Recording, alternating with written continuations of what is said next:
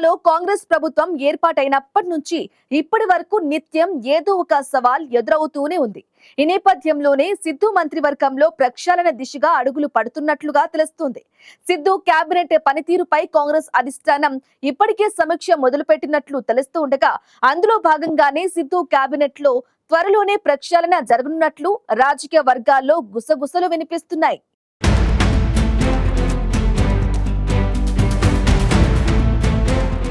కర్ణాటకలో కాంగ్రెస్ అధికారంలోకి వచ్చినప్పటి నుంచి తరచుగా ఊహించని సవాళ్లు ఎదురవుతున్నాయి.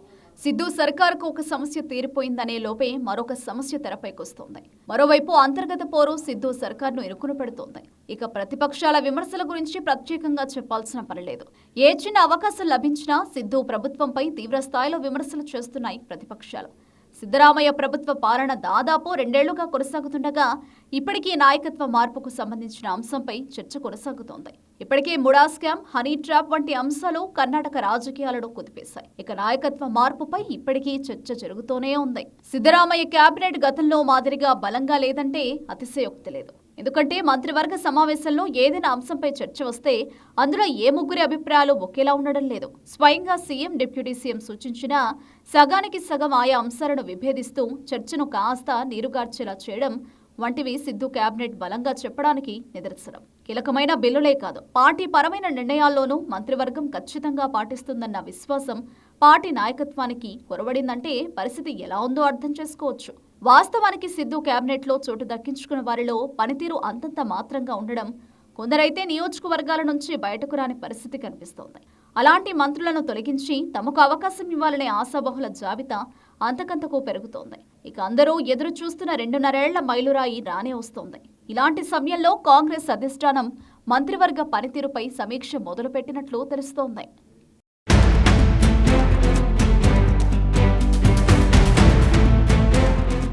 సిద్ధు మంత్రివర్గంలో చోటు దక్కించుకుని 2 ఏళ్లు గడుస్తున్నా ఇంకా తమ శాఖలపై పట్టు సాధించని మంత్రులున్నారు.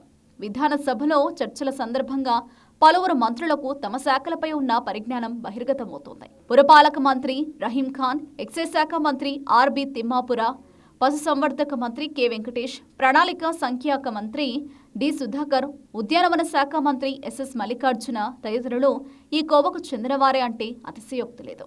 వీరంతా చర్చల సందర్భంగా సభల్లోని సభ్యులు అడిగే ప్రశ్నలకు తడబడకుండా బదులిచ్చిన సందర్భాలు అంతంత మాత్రమే. వీరిలో తిమ్మాపుర, వెంకటేష్ వంటి మంత్రులు సున్నితమైన అంశాలపై ఇష్టారీతన వ్యాఖ్యలు చేస్తూ పార్టీకి చెడ్డ పేరు తెస్తున్నారనే విమర్శలు వినిపిస్తున్నాయి. ఇక సీనియర్లైన Ramalinga Reddy, HC Mahadevappa, KJ George, KH మునియప్పను ఈసారి తప్పిస్తారా అనే చర్చ కూడా జరుగుతోంది.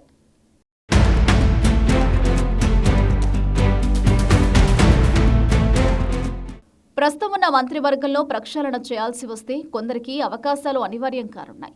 ఇందులో ముందుగా సీనియర్లు టి బిజా, జయచంద్ర, బిఆర్ పాటిల్, బసవరాజ రాయరెడ్డి, బికే హరిప్రసాద్, అప్పాజీగౌడ, నాడగౌడలతో పాటు ఎప్పటి నుంచో అవకాశం కోసం వేచి చూస్తున్న ఎన్ఏ హ్యారిస్, సలీం అహ్మద్ పేర్లు వినిపిస్తున్నాయి. ఇతర పార్టీల నుంచి వచ్చిన లక్ష్మణ సవది, శివలింగే గౌడ వంటి వారికి కూడా అవకాశం లేకపోలేదు. మరోవైపు మంత్రివర్గం నుంచి బయటకు వెళ్లిన యువతనే బి నాగేంద్రకు క్లీన్ చిట్ దక్కిన నేపథ్యం, ఎన్టీ సముదాయం ప్రాధాన్యం దృష్ట్యా కె రాజన్న పునరాగమనానికి అవకాశం లేకపోలేదు. యువతకు చోటివ్వాల్సి వస్తే విజయానంద, కాశెప్పన్నవర్, శరత్ బచ్చేగౌడ, అజయ్ ధరం సింగ్ పేర్లు పరిశీలనకు వచ్చే అవకాశం కనిపిస్తోంది. రాజన్నపై వేటు తర్వాత ముఖ్యమంత్రి సిద్ధరామయ్యకు అధిష్టానం నుంచి కాస్త మద్దతు తగ్గినట్లే కనిపిస్తోంది. ఈసారి కాకుండా రానున్న ఎన్నికల తర్వాతనైనా ముఖ్యమంత్రి పదవిని సులువుగా దక్కించుకునేందుకు పావులు కదుపుతున్న ఉప ముఖ్యమంత్రి డీకే శివకుమార్ మలివిడత మంత్రివర్గాన్ని తన బృందంతో సిద్ధం చేసుకోవాలని ప్రయత్నిస్తున్నట్లు రాజకీయ వర్గాల్లో టాక్ వినిపిస్తోంది.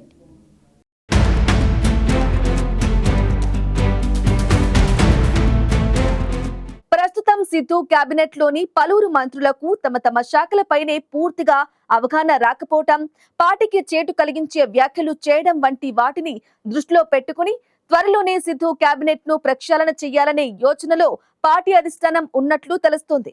మరోవైపు సిద్ధు కేబినెట్ లోకి వచ్చేందుకు వేచి చూస్తున్న ఆశావహులు సైతం తమ ప్రయత్నాల్లో నిమగ్నమై ఉన్నారు.